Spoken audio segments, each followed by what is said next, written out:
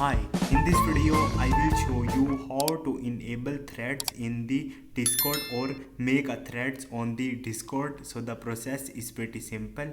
You won't find this option on your Discord mobile application. To do this you have to log into your desktop or on your browser. Once you will log into your desktop Discord application, you will see this type of the screen. You have to log in it.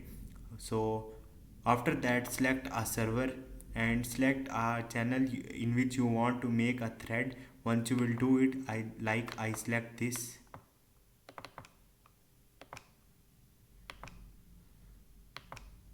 and you will see a hash option here, threads. Tap on it and you will see a new screen popped up. Simply click on the thread and here you have to enter the thread name, tutorial,